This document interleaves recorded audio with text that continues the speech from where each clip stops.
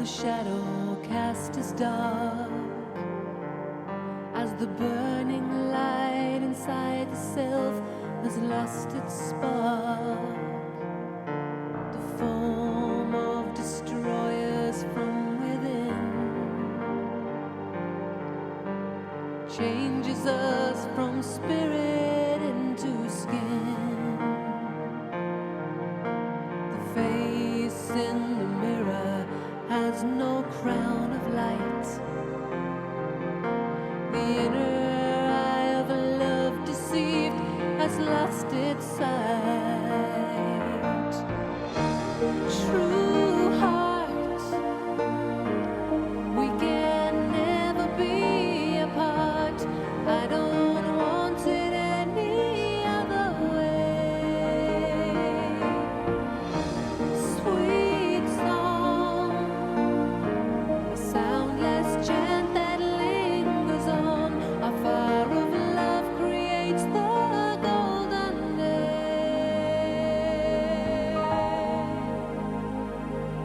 True heart,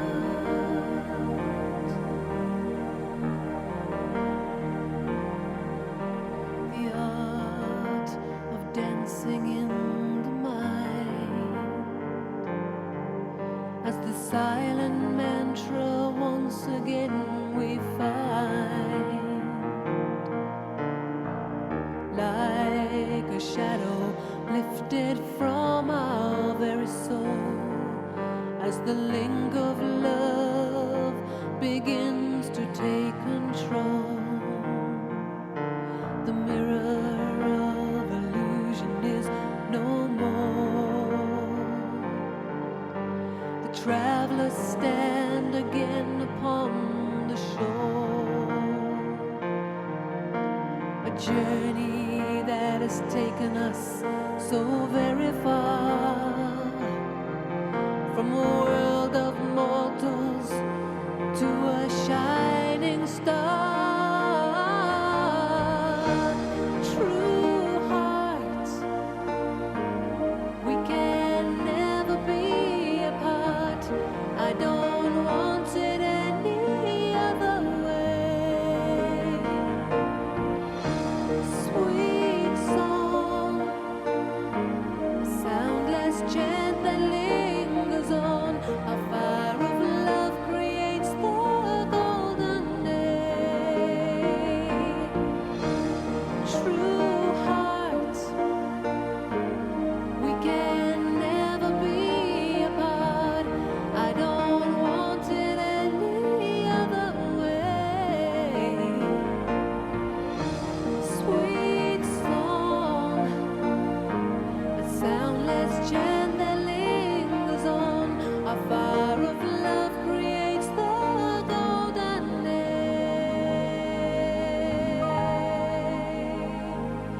True heart.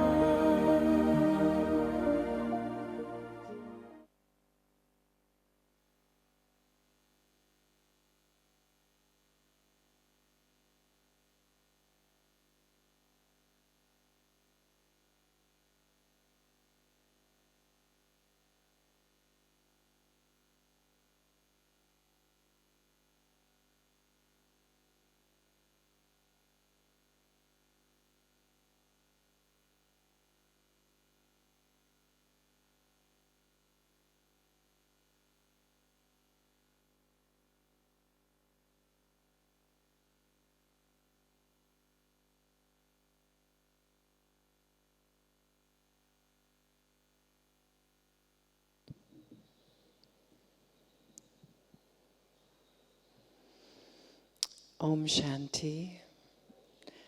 Welcome back. How many of you are meeting this lovely soul for the first time? Hands again, let him see how many. So quite a few. Okay, so this is our dear brother Charlie, who lives sometimes in Australia, but travels is shared responsibility for care of the Asia Pacific region for the Brahma Kumaris. So he's pretty busy because there's 17 countries in the Asia-Pacific region, and they're quite spread out, and they're very unique and very different one from the other. So Charlie's role is to offer care and support and sustenance in all of those countries for the BK activities there.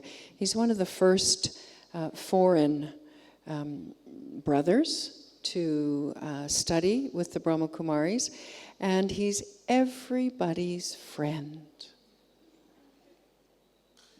That's pretty special, actually. That's a real blessing. Yeah. So a warm welcome to Brother Charlie. I've asked Charlie if he would just speak, 3 or 4 or 5 tips for all of his years with the Brahma Kumaris, hosting so many retreats and events for regular BK students and for new friends, and what he sees as valuable when you're leaving a retreat, when you've been immersed in an experience like this, and then you're going home to your own place, your own country, the life you had before you came. What has he learned over the years is wise sort of guidance for you generally? And then we have 150 pieces of paper here. But the good news is they're divided into 8 main categories. So I will ask him your questions, the 8 main categories, okay? So welcome, Charlie, and thank you. So thank you so much, Judy. It's really lovely to be here, be with everyone. And I've been meeting many over breakfast and dinner, and hearing how lovely your experiences have been being here. Is that true? Is everyone happy being here? That was a silly question, wasn't it? But really I could feel just how hearts and minds have become so full. And sometimes I'm really touched by how a group of us can come together from such disparate corners of our world and create such an atmosphere. Don't you find that special? Because actually the atmosphere here is amazing, but all of us have co-created this atmosphere because of our elevated intentions to move forward spiritually. But, there's always a but, all of us will have to go home in a day or 2 or 3. And I think it's important to mentally prepare myself, because there's not one of us in this hall that won't have challenges when we get home. It's the nature of life today. So I feel it's really important to think, well, this experience I've had here, how can I carry it with me as much as possible? And my experience of many of the peace of minds, in a way it's like a shift in priorities in life, and that's something profoundly deep. And that shift is around the balance I keep. We all have family, we all have work or activity responsibilities. But this shift is finding time for me. So I give time for family, time for work, and time for me. But it's a profoundly deep decision in life to say, I have to prioritize me, and it's not selfish. It's not a selfish thing to do, because I have to look after the self. And secondly, I think the approach to our spiritual life, because sometimes we can come to an event like this, it's wonderful, we go home, we tell everyone we had one of the best experiences of life, but I get just very absorbed back at home, because to me we can treat it as a hobby, a discipline, or a lifestyle. A hobby means that what's really important is when I get back to work and all the real things of the world. But often we take up meditation as a discipline. We'd make that decision. But personally, I find today that often every morning we will wake, we will meditate, we will connect with those feelings. But as soon as we meditate, my mind reverts to its old thinking, its old perception, its old reality. So that's where the third sort of approach I find is to take on spirituality as a lifestyle, meaning to put a little structure into every day. And if I can suggest, in Australia we also have 4 retreat centres. I always say, practice every day for a few months and just see the effect on your life, because living it as a lifestyle is like a decision. It's like a decision in a sense that I'm going to live as a peaceful soul. That's my sense of self, that's my sense of identity. And third thing, keep good company. So important. We have centres everywhere, and you know the collective atmosphere we've created. Each centre has this atmosphere. And when you go to the centres, it helps you re-emerge the feelings that you've felt here. But fourthly, I feel to bounce back, because inevitably you'll go home, something's going to disturb you, something will upset you, and you know you might come crashing out of your little bubble, this wonderful little bubble you've created. And you know when you go sometimes into that dark place and you start to think, oh, I've lost it all, oh, you know, and you start to feel that those old feelings come back, a bit of hopelessness, etc. These feelings will come, and I feel we have to prepare not to sort of allow myself to be absorbed in them, but have a strategy really to bounce back quickly. And to me, no matter what, to keep practicing, and I think you'll establish more stability in your spiritual journey. So not to feel really heavy when you do sometimes just, you know, go back to the old feelings. And sometimes it seems worse than before because the contrast is greater. You know, you have the contrast of what you can be here, and when those old feelings of lack of self-respect, self-doubt, I'm not good enough, all the feelings that, you know, we're used to over a long, long time, kick back in, let me bounce back quickly. But that's just in essence. Okay. That was essenceful. Thank you. Very good. Yeah, and I think it'll touch on many of the things that have been asked. Actually, Charlie, you've begun very nicely, because we have a whole set of questions here around integrating daily meditation into life. And I like what you've said about structure, a very simple structure. So even same time every day, I set aside 10 minutes to meditate. Not if I feel like it, but so the simple structure, which is nice. Some questions here about meditation in particular. So keeping it up when you get home, you've already offered that for structure. What to do when your mind keeps going over the same old things. Why is 4 o'clock such a good time for that early morning? Why isn't 5 or 3 okay? And a little bit even more detailed, how to integrate this practice and the BK learnings to heal trauma. Gosh, how many questions were there? Just one. You know,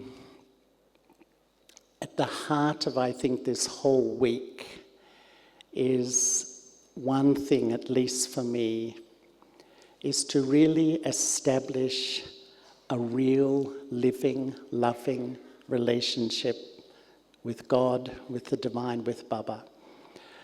Because that's where power really comes. And to be really honest with you, these days I often don't even use the word meditation, because I find many people have a sort of a preconditioned idea that meditation is to sort of take your mind from a consciousness to another consciousness. And even if I relax and feel calmer, I don't feel I've made this shift. So often I start to doubt, you know, I don't think I meditate well. You know, that sense. What I really love what I've learned here with the Brahma Kumaris is that we go about life observing what I remember. Because fundamentally, whatever I connect with, that's my experience. So if I connect with the past, and we go into all those stories, we know that takes us into a dark place. Or if we connect with a person I'm not getting on well with. Because what we try to do here is remember God. Why? Because remembering is the most natural function of human consciousness. At every millisecond, you're remembering what you did or what you have to do or what someone said or whatever it may be. Because when I remember, three things are happening. I connect. Whatever I connect with will influence me. And whatever influences me, that's my feeling. And fundamentally, what we're learning here is to live in this world with all its challenges, all the personalities, all the situations. But rather than dwelling and remembering all those things, refocus and remember, connect and be influenced by that relationship that's absolutely stable and real. And of course, when we sit, we have to practice. But in a way, it's like going about my life under the influence of the most powerful relationship. Because sometimes I feel personally that, we know where we want to go. Who feels that you sort of know you want to go to this place spiritually? I want to be more peaceful, more loving, etc. I think we all know that. But where do I get the power? Where do I get the strength? Where do I get the motivation? It's this relationship. And that's where I think if you wake up in the morning, I'm remembering there was the question, it can be 3 a.m., 4 a.m., it can be later, but we tend to do it at 4 o'clock in the morning because the vibrations in the world are very still, and it's a time for you and the lover of the soul. It's like that precious time to really establish a real living, loving relationship with just another soul, but a soul that doesn't have a body or sense organs like me. And so it's a learning curve for all of us. Sometimes I think I'm a soul and I'm expressing, I'm talking to you at the moment. You can see me, I'm sitting here acting through my body. The divine, or Baba as we say, God is a soul too, like me, a conscious living being, but does not have a body or sense organs. So it's renegotiating how to have this relationship. But really, when that relationship becomes a real factor in your life, it kick-starts a sense of willpower, discipline, and strength that allows you not to be so disturbed by others, situations, health problems, etc. And this is where I would really try to develop remembering during the day. Because if you just do it a bit morning and night, what happens during the day? And quite honestly, I often feel too that during the day, little actions disturb my mind. I gossip, I criticize, I judge. So when I try to meditate, those little actions disturb my thinking. And that's why really, if I really want to improve my sense of consciousness, if I watch my behavior and actions throughout the day too, so that as I'm remembering more, I just feel I'm sustaining myself throughout the day. I meditate in the morning, I create an awareness in my mind, I remember, and during the day I keep topping up by connecting and remembering. The last bit was trauma, right? Yeah, speak a little bit about trauma, because so many people are experiencing or discovering, trauma in their lives right now from past, How does the meditation practice connect with that? This is, I think now a lot of the sciences of psychology, psychiatry, the whole main theme, and I'm certainly not professional in that area, is that most behavior is trauma-informed. And, all of us are sitting in this hall, and all of us carry our karmic story. There's so much beauty in that story, but there's so much trauma. And that trauma is like a shadow over my present. And you know, the more I've understood this, the more I can have mercy for other people, because sometimes people's behavior seems so difficult, so inappropriate, and we're affected by it and we're extremely judgmental. But the more you understand that I am trauma informed in the sense that my past, my life experiences influence how I behave in the present, so is everybody else's too. And ultimately, this life is almost through the awareness of self and God, having a completely different context of my trauma that I'm carrying. That we all have done actions under the influence of ignorance, being body conscious, which has led me to this point, and all the emotions and stories and feelings inside. But I want to clear that. Ultimately, to me, meditation, I'm using that word, or remembrance, is three things. It's cooling down in the present, learning this, probably the most profound art of life, to use thoughts to cool myself down. Secondly, to heal the story of the past. And by healing, by understanding and clearing the effect of what is stored in my subconscious. And I think you've heard a lot about that in the last few days. So it's like I clear, I purify, I cleanse the subconscious. So the trauma has slowly, less and less effect on my present. And thirdly, I do actions that create a positive future. I understand which actions create happiness and which sorrow. So in a sense, my spiritual journey is calming me down the present, healing my past, and empowering me for the future. But the important thing is that it's a lifelong journey. And I think that's, I feel that we've all got responsibilities in life, but if this journey is in the background constantly with you, the learning of the self.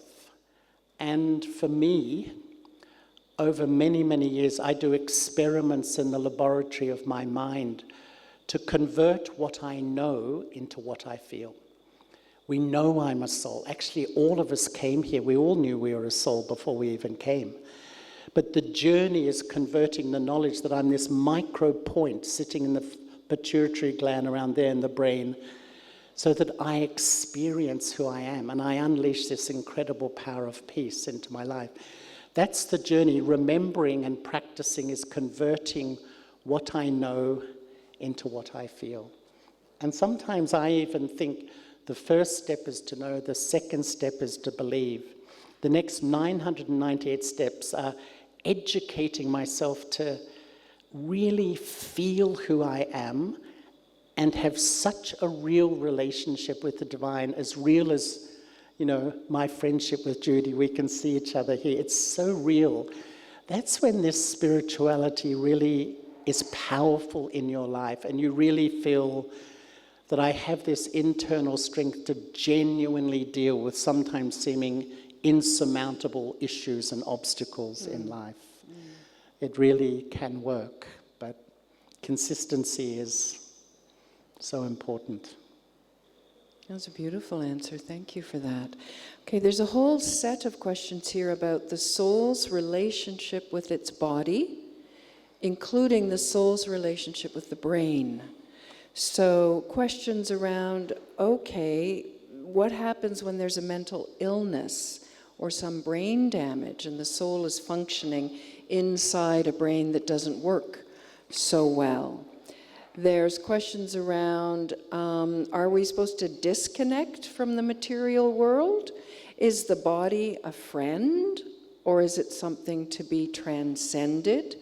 Why have we got 5 sense organs if we don't get to use them to enjoy life? And we live in a very physical world, and we've got this ephemeral connection with a non-physical being. How do we manage that? So soul in body with brain in the physical. What is the relationship? Soul. What's the right posture to take, posture of mind, attitude, and understanding to have here? I think that true spirituality is very grounded, actually. It's taking the highest principles and truths and meeting the reality of life. Why sometimes are we so unhappy? Because in a sense, it's not my body, it's my consciousness of my body that's deceiving me. And if you look at it, sometimes I think that, my mind is just dancing to the tune of my sense organs, I see someone's bad behavior, I let it in my eyes, and I think. I hear a comment or a criticism, let in my ears, think. It's like the world is driving my mind. I've become submissive. And whatever is happening out there is driving how I feel inside.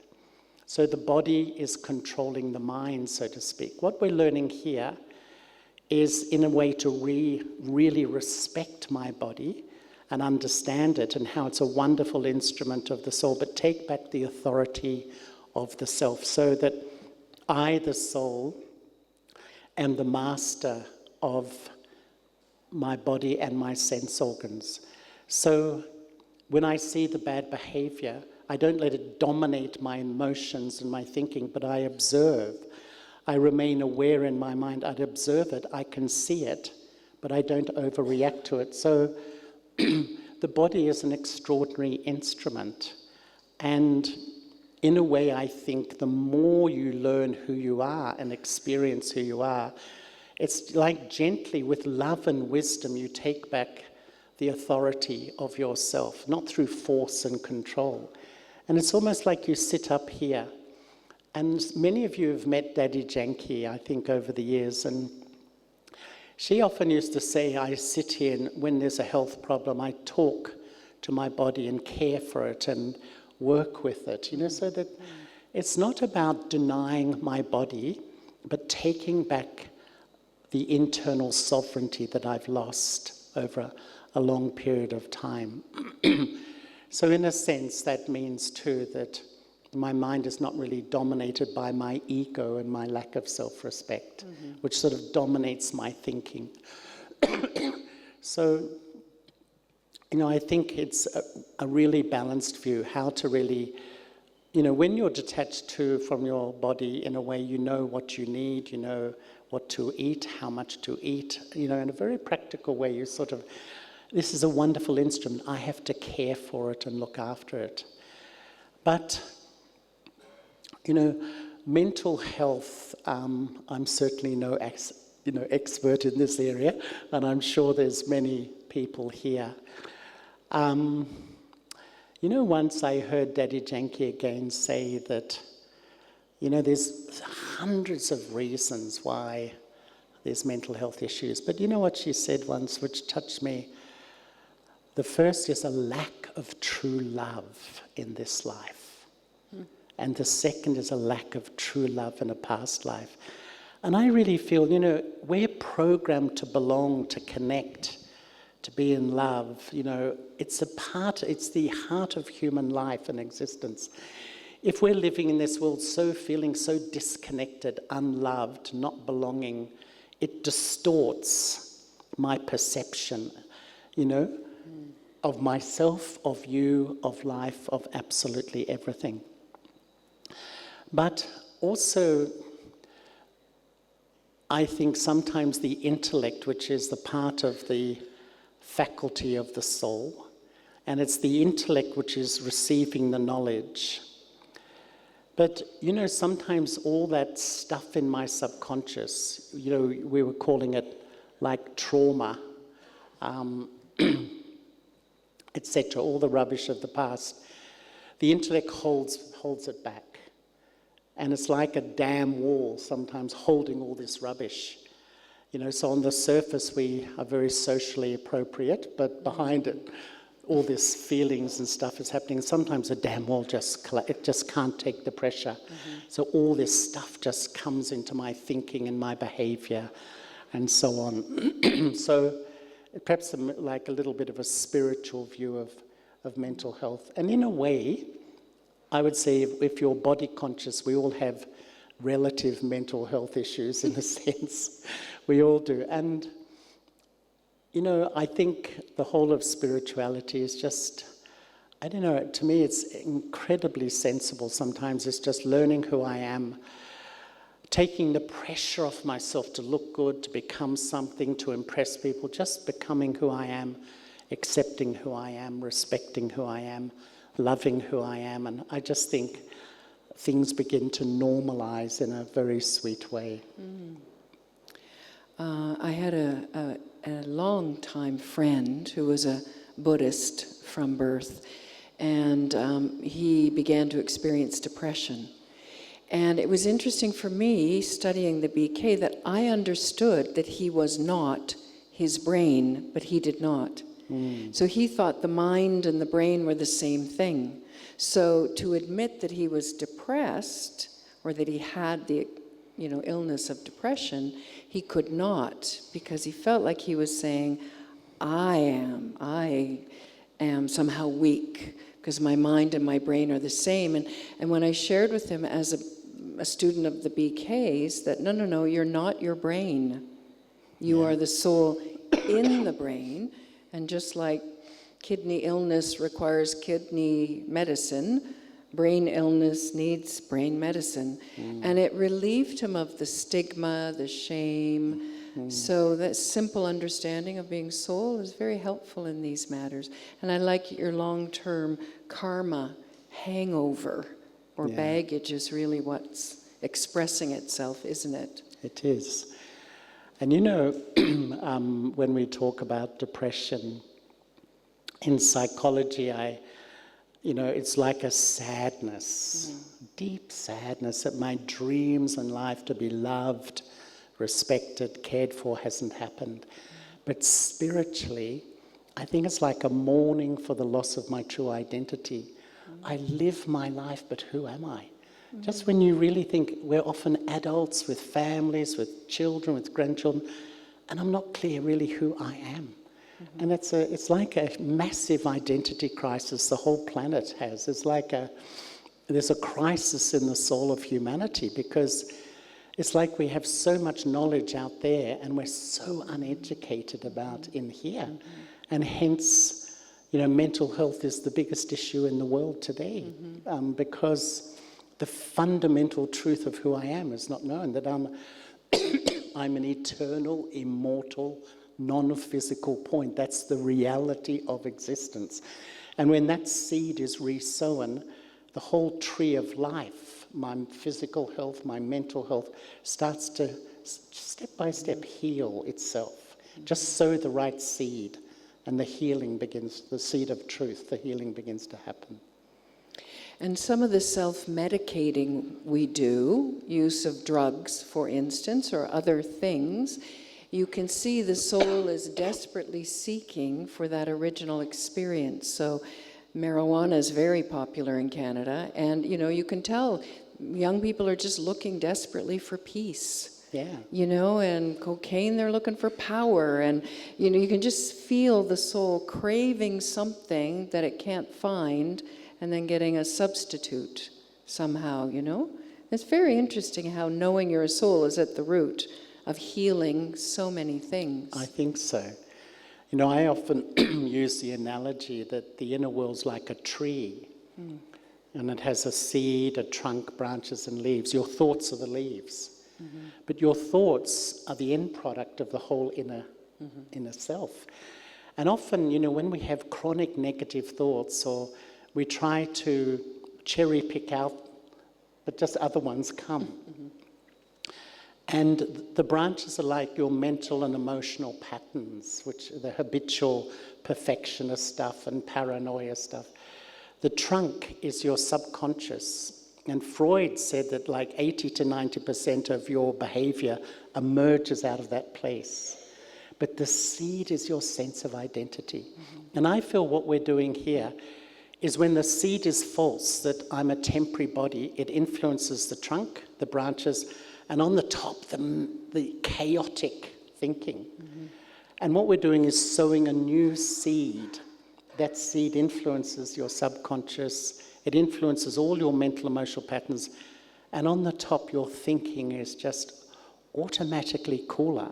So it's the practice of who I am. The fundamental study of this university is to become soul conscious. And that's the idea, is to live my life, but practice.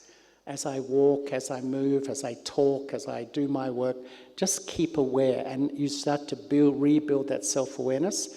And I think the influence on all the things we've been talking about begins to happen. How's it going out there? Is this useful? Pretty good, hey? Okay. About the 5 sense organs, we do this really simple practice in the introduction course where we ask people, if the physical eyes are seeing, what is the soul doing? I ask you all. If the physical eyes are seeing, what is the soul doing? Observing. If the physical ears are hearing, what is the soul doing? Listening, right? If the physical taste buds are firing up through eating, what is the soul doing? Enjoying, right? Like each of the sense organs, we can separate the difference between the intentionality of the soul and the actual physicality of the sense organs. It's just a subtle shift, but that's our practice, is that I choose as the soul what I observe. I may see a million things every day with these eyes, but I choose what I observe. I choose what I listen to.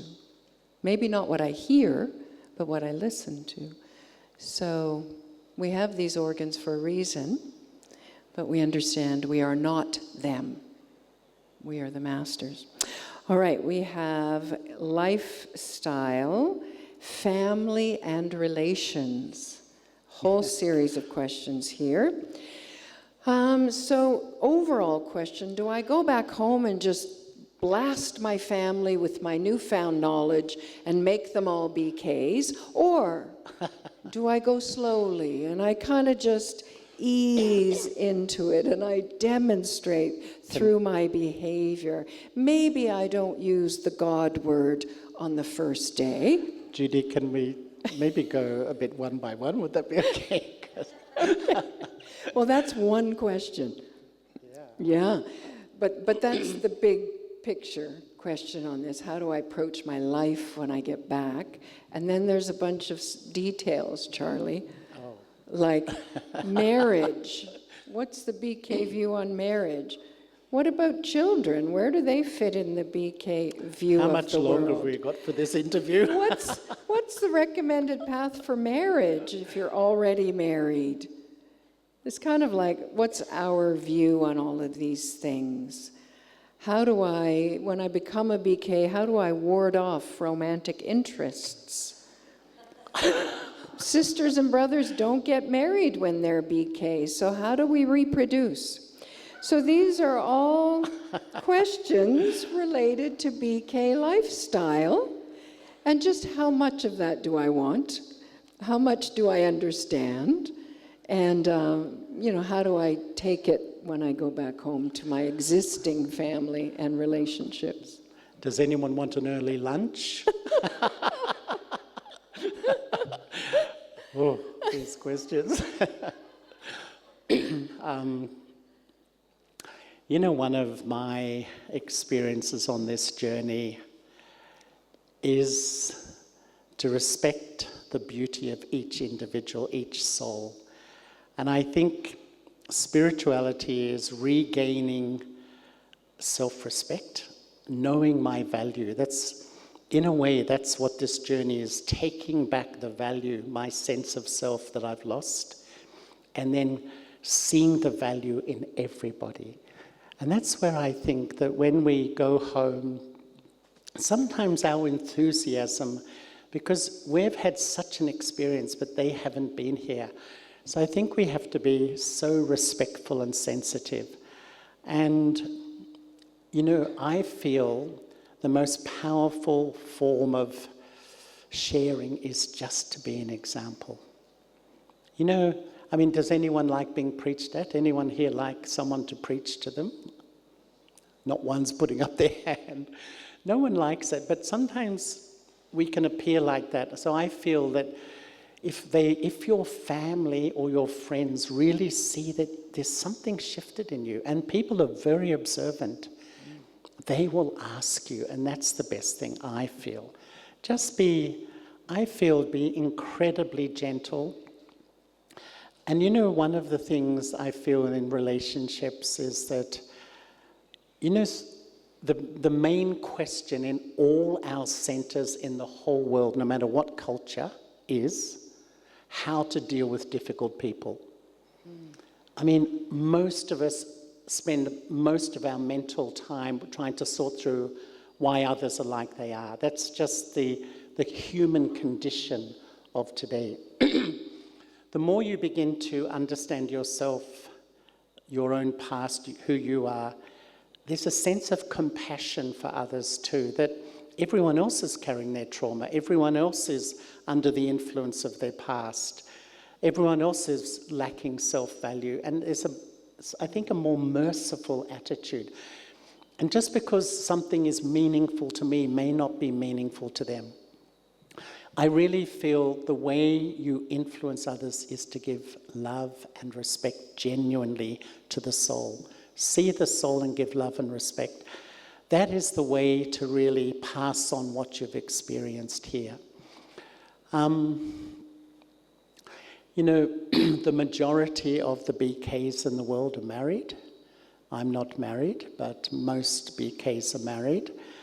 And this whole life is sort of retaking back my self-awareness and my self-value while living in, you know, like taking responsibility in all the responsibilities I have in my life. Yes, you know, those of us who, you know, aren't married, don't stay unmarried in that way. That's a choice, because it's not a force, or it's like I make a decision that my relationship is with the divine, because that's how real the relationship is. But personally, I have no expectation on anyone else. That's my decision for my life. And I love my life, but I know it's not for everybody. I know that the majority of people won't want to live like me at all. But I think what we try to do is live in this world and apply spiritual truth to myself, my relationships, and the way I work in life. Look at the world. I would say the main crisis out of thousands is human relationships. To me, that is the greatest need of the human spirit. And people aren't feeling the love and belonging I feel should be the first human right. It's such a pain in the heart of many. So there's something fundamentally wrong. Because when I am body conscious and you are body conscious, it's a recipe for massive differences and conflicts. And what spirituality says is begin the journey. I can't change you, but as I begin to heal myself, I can even change the dynamics in a relationship. Now that's long-term work, there's no doubt about it, but really as you change, you will shift things in your life as well. You know, I think that really have great respect for every type of person and their particular lifestyle. And what we're trying to learn here, no matter where you sit in the hierarchy of different family situations and whatever, is to learn about yourself, have a relationship with God, and apply that to your particularly unique set of circumstances. And I think if you keep practicing, the long-term effect is incredible. And that's my life experience. I've just been consistent. If there's one thing to take from here, I would say do it every day.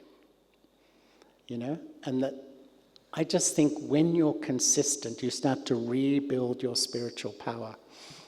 But what life will do, life will say, no, you're too busy. This is more important. That's more important. No. And that's why I said the first thing is priority.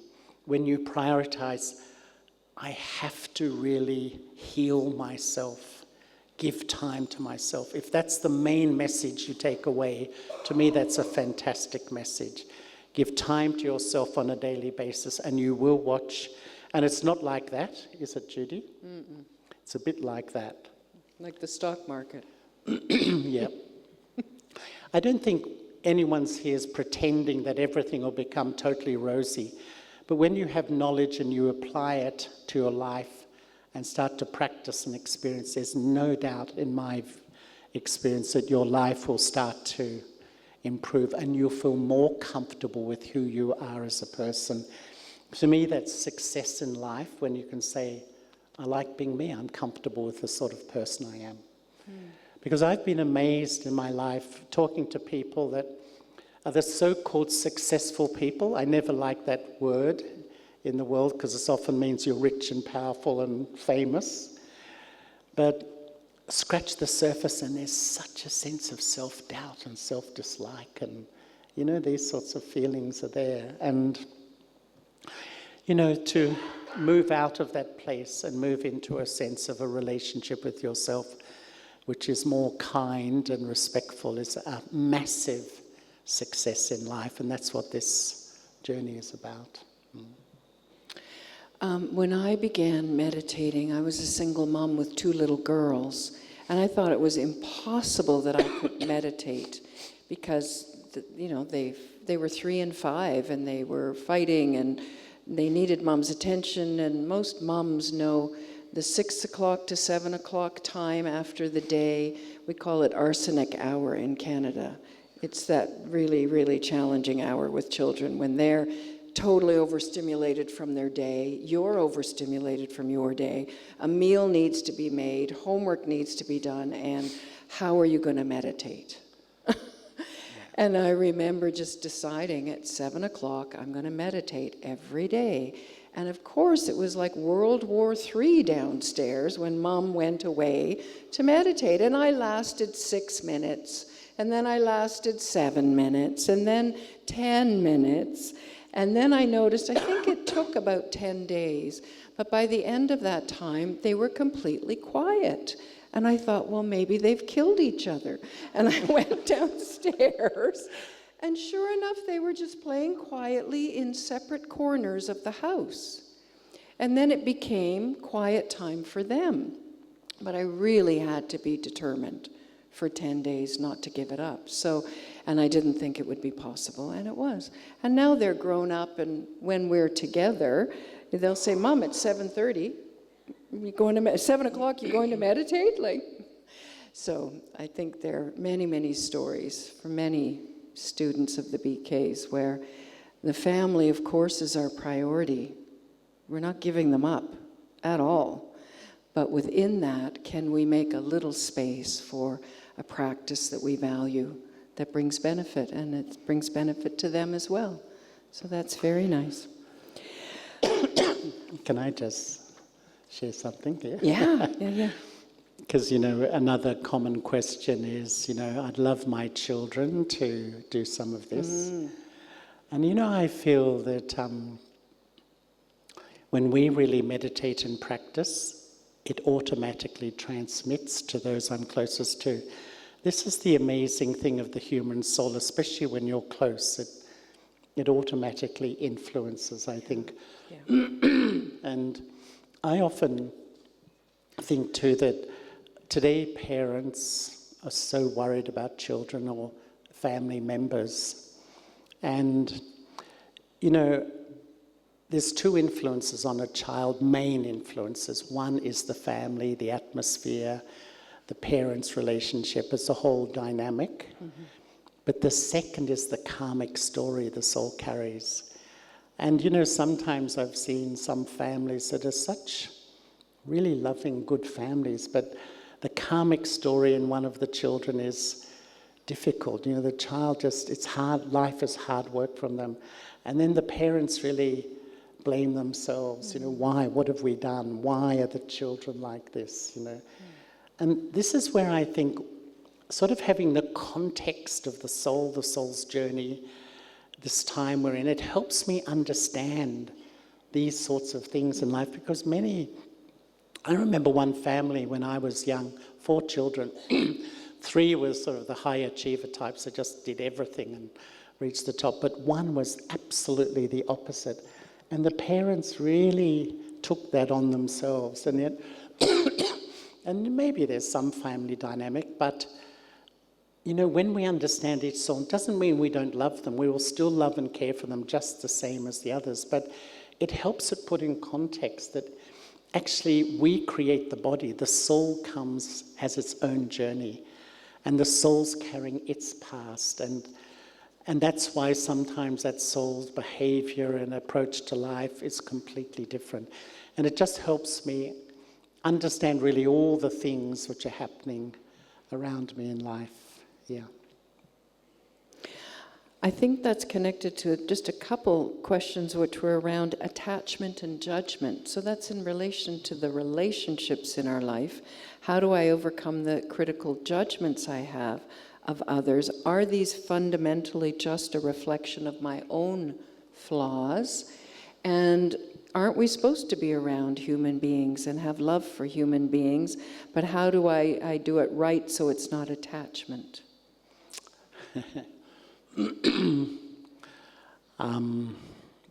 I personally do feel that the more self-critical I am, the more that is projected on others around me. I think this whole life journey of accepting myself, if I'm really challenged of accepting someone in my life, one of the main reasons is I haven't fully accepted who I am, which is, as we've said, the spiritual journey. And so that's sort of mental criticism. I feel the main way to tell how much ego I have is my attitude to other people. And if my mind is always finding fault, why are they like this is wrong, this is bad, to me that's one of the best measures of how my vision on others tells me how much sort of ego I really have. Because I think one of the main things I've learned from the Brahma Kumaris is the power of a mind full of good wishes and pure feelings. And that is the power that shifts relationships, shifts atmospheres, shifts old negative dynamics, and heals it. And it's like using, I feel, seeing the value in another person. You have a choice.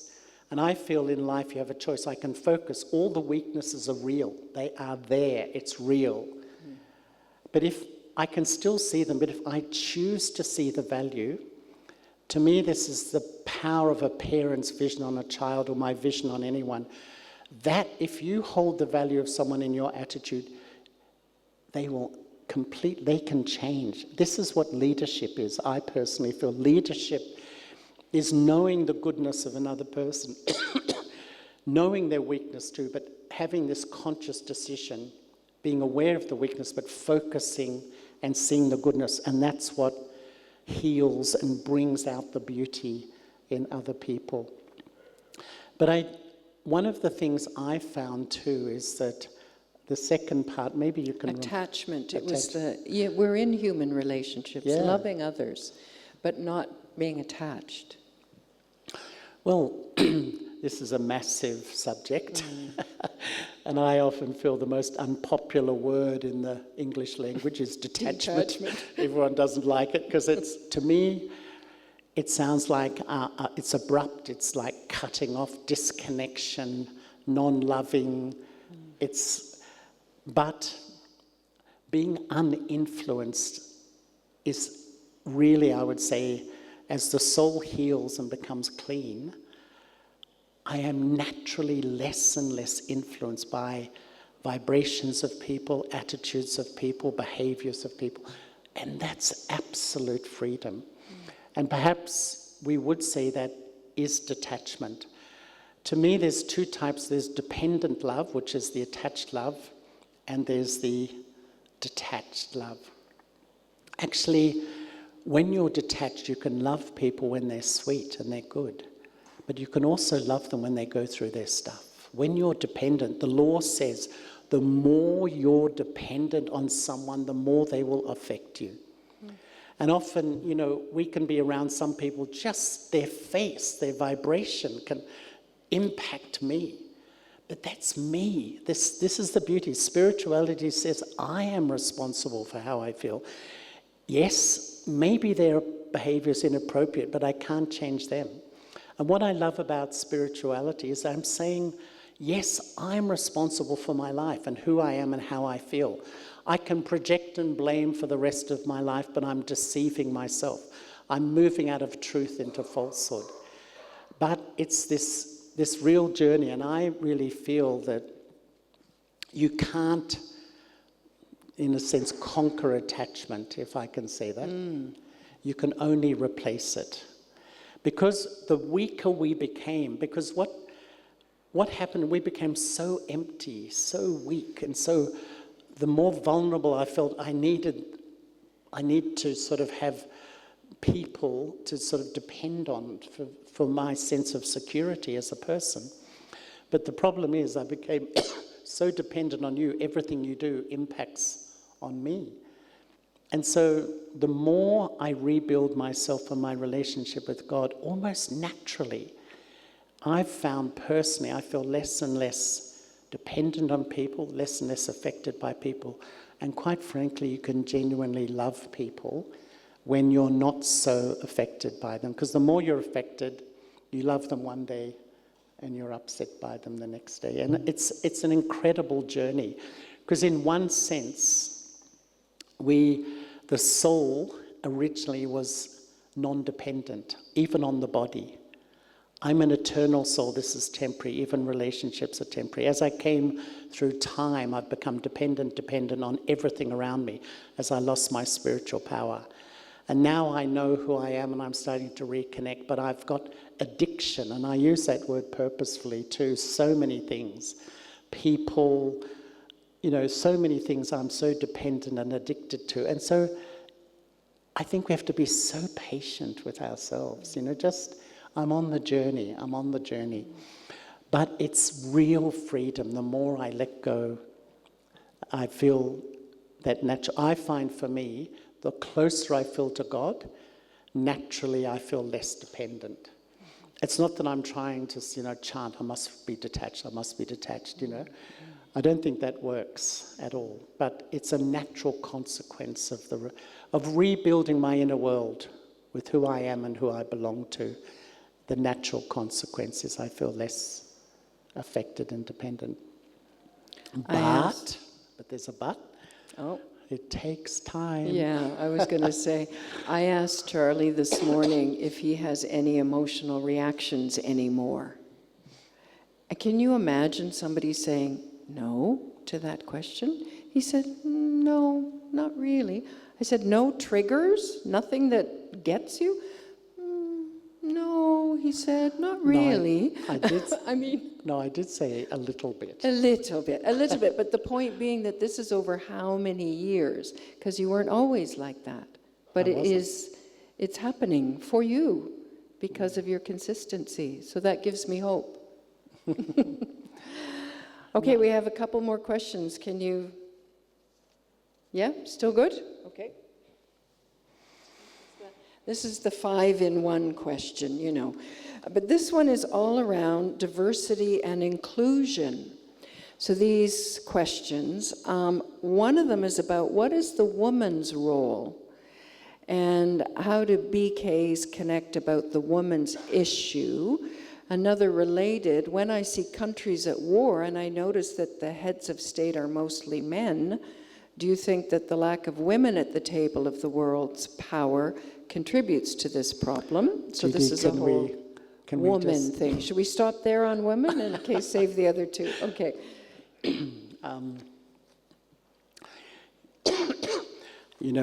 I think yesterday, the day before, we've been talking about time.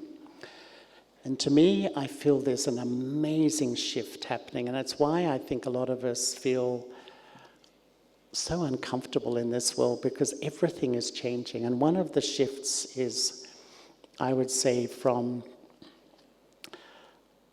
west more back to east, from sort of a male dominance to more a female thing. and even from a materialist culture moving back to a spiritual. There's sort of these massive shifts happening in the psyche of 8 billion human beings, and it's very uncomfortable because that's what, as we become soul conscious, I think one of the wonderful things about being aware that I'm a soul is that I realize that for balance I need male and female qualities, really. And I love, there's an image, which you may have seen, the image of Vishnu. Who's seen the image of Vishnu, can I ask? Most of us. And that has one head, 2 arms of male, 2 of female. And in a way, that's the symbol of family life in the future new world, the golden age as we understand it. And in a way, we need, all of us, the virtues, the qualities, perhaps the female side of our personality, and the action, the power of action, the male side. And maybe the whole world, men and women, have gone more into the sort of the male energy of life. And spirituality is going back to nurturing, healing, re-emerging my inner beauty, my peace, my love, etc. So, yeah, it's true. And I do feel that what is symbolized by sometimes the leadership with a lot of ego is about control, dominance, power, force. But the leadership, I think, that comes out of soul consciousness is, of love and belonging and humility, and that's real power. And really, some of the daddies, most of you, when I started, this organization had probably 80 to 100 of the older sisters who were the original students of the Brahma Kumaris. They were extraordinary because they were so humble, so simple, so sweet, but so spiritually powerful. And they were natural leaders, not that by skills and learning and education. They were leaders because they were leading themselves. They had taken back their inner sovereignty. And that's, leaders today have got so much intellectual power, but not that.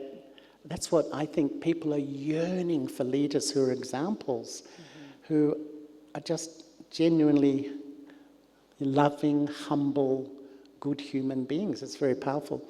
Daddy Prakashmani, who was head of the Brahma Kumaris for 38 years, once we were making a little bit of a film called Women in Leadership. I was with a few people, and we interviewed one of the Under-Secretary Generals of the United Nations, and we asked him, who's the most impressive leader you've met? And he'd met Daddy. And he was dealing with all the leaders of the big nations of the world. He was the head of political affairs for the Secretary General. Straight away he said, Daddy Prakashmani, because her leadership is her life. It's not sort of just intellectual and ideas. Her whole life, is an example of respect and love. And I think there's an incredible shift. And, the Brahma Kumaris, I think, it's the world's largest spiritual group run by women. So it's unique, very unique. Okay, 2 together here. Does the BK organization welcome LGBTQ? And will the Brahma Kumaris organization embrace greater diversity and inclusivity in its leadership and representation, reflecting its global growth and member diversity? I think that what I love about here, we're all souls, and how we express through our body, whether it's LGBTQ plus, whatever, it doesn't matter. I think what I've learned is to respect the soul. And to me, that's what the world needs, just I respect myself as a soul, I look at you as a soul. And I think that benevolent vision is, otherwise we feel judged, and I think there's a massive identity crisis in the world, and that's why people are trying to grab on, where do I belong? Am I straight? Am I gay? Am I this? Am I that? Because I have to identify somewhere. I have to belong somewhere, which is life. But actually, I'm a soul. Behind all these, I'm an eternal soul. And I think once I reconnect with that, then the whole picture starts to become clear. But yes, I think for me the BKs accept everybody, people of different religious backgrounds, non-religious backgrounds, all of the...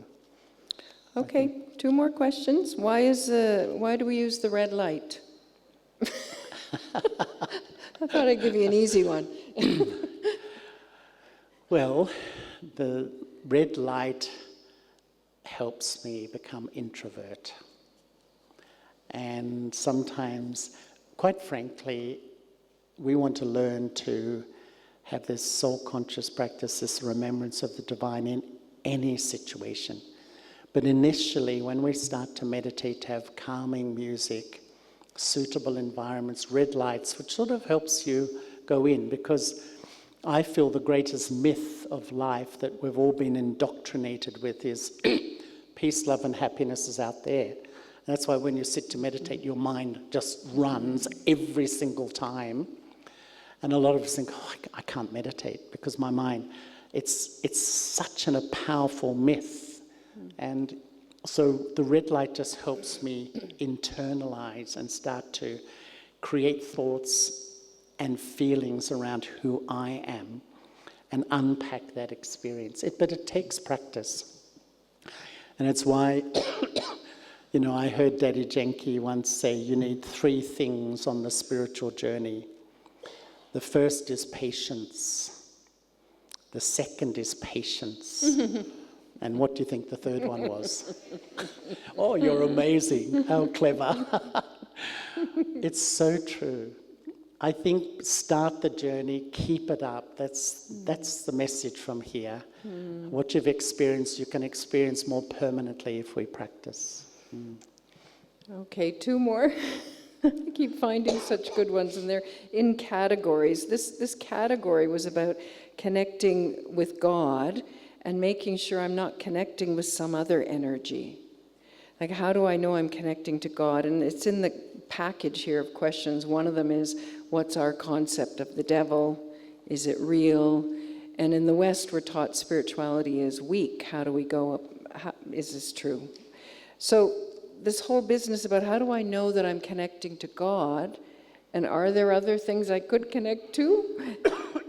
Negative things, how do I know the difference? I think when I have knowledge that God is a soul like me, that I'm a soul that has taken birth and rebirth, and I reap the fruit of my actions, I know happiness and sorrow. God is a soul like me, but has not had that experience, is constant, is never influenced, remains eternally pure, holds truth. And building up that picture, you know when you're connecting. And really I feel mainly I come under the influence of my own self, my own nature, my own past. That's the real influence on the soul. And we are constantly sort of, coming under that past, which is a whole filter through which I perceive everything in my life. The more I become the soul, connect with God, it's like I have a new perception, a new filter that I start to interpret everything that's happening around me. So even if I'm sort of meditating and I come under the influence of myself, just keep practicing, or some energy, whatever you feel that may be. The main thing is not to be afraid, because fear makes you so weak. And I think one of the other healings of this journey is the more I experience the reality that I'm the eternal soul, and I always exist, the whole account of fear starts to lessen. That is real freedom. I honestly believe freedom is to be free from the numerous shopping list of fears that most of us have in life. And even the fear of death, we come to that point that it's just change, it's just change. And to be liberated from that, we intellectually believe it, but to move to the journey where that's my life experience, it's incredibly powerful. It's beautiful, thank you. All right, and the last one. What is God saying about the future of the world? Will things get better or worse? I'm sure it's lunchtime. It must be lunchtime. And I'm very sorry if we didn't get some of the other questions, because there were other ones, but I thought those are the ones. You know, I think, being very open with you, that I feel, as you've heard, the understanding we have here is this is the confluence period of a culture of body consciousness which is self-destructive. Look at our world. I often feel the chaos out there, the madness we see in our world, where does it begin? It's because 8 billion people have an unhealthy relationship with self that flows into health, flows into relationships, flows into family, flows into politics, society. It's just there. And this upheaval is increasing at the moment. But we're rebuilding, what we're doing here is rebuilding a soul-conscious culture, which is growing and growing, and that's the fabric to rebuild a new world. So the future could not be better, but the immediate present is going to be really challenging, deeply challenging. And I feel that many of us can feel that, and that's why I feel what we're learning here is to really, when we go home, we can be distracted in so many ways, but to really create that foundation. And I feel, for me, what I often think is that I put down 2 anchors in my life, anchors that are solid and unshakable. Who am I and my relationship with God? And no matter how much this world spins around me, when those anchors are strong, I can manage. I can really manage.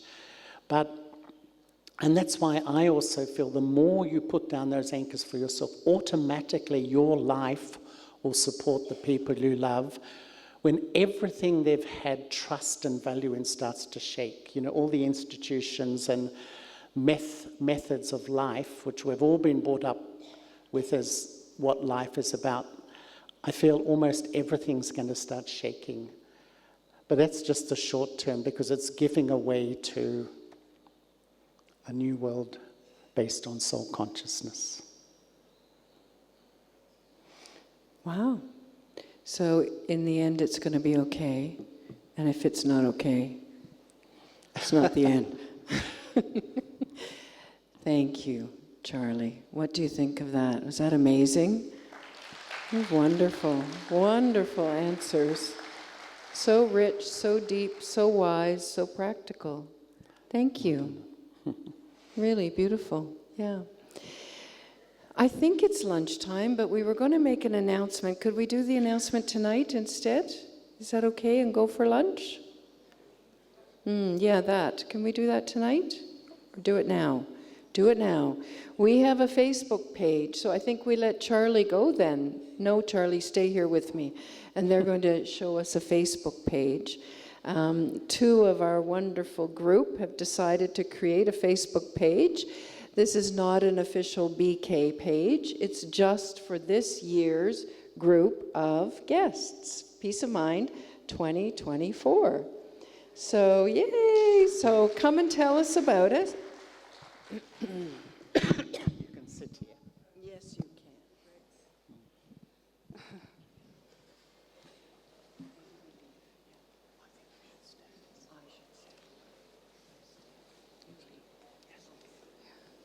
Thank you.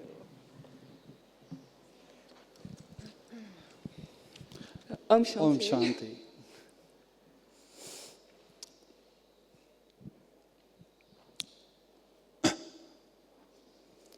What a journey of discovery, connection, and reflection it's been.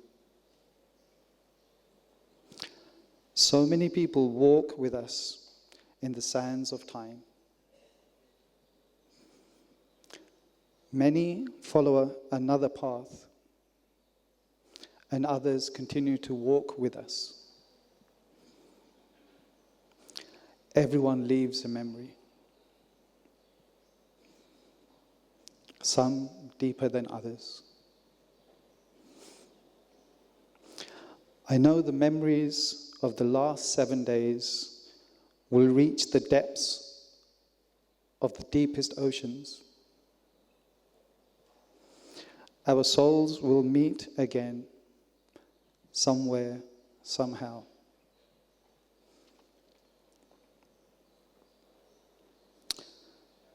But until then, we connected and decided the best way to continue this journey would be via Facebook. I don't know if you got the image ready. We created a Facebook page. If it's on the screen, are you going to put it on the screen? If you can see it on the screen, it's only a private group, POM. And if you want to sign up for our page, we know your name, so we will check it on the list we have. And if you don't want to use your own name, you can always use a nickname. But let us know. Is the Facebook page there yet? Not yet? Okay. Anyway, if you don't have Facebook, we also created an email address, POM 2024. Is it there? It was. Okay. Well, if you could take a photo, even the people, maybe the companions, could you take a photo for the people that already left and pass the message that if they like to connect with us, there is this Facebook page.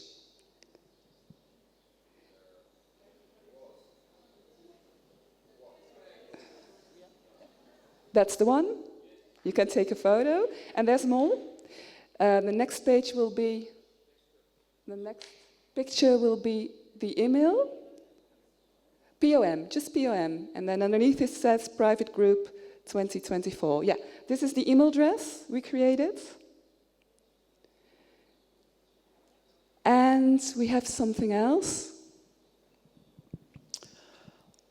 so I think it's already been mentioned today that events like this wouldn't be possible with all the help, the planning, the coordination, with our companions, with the translators, with all the staff that aren't here, the kitchen staff, the transport, so many to name. So all of this wouldn't be possible. And we felt in our hearts that we needed to show some sort of gratitude. So we put our minds together, and I called upon an angel who's standing right beside me, because what you're about to see wouldn't have been able to happen without her. So it's a little video. I won't tell you anymore. Please have a look. And it's from us. Here, everyone.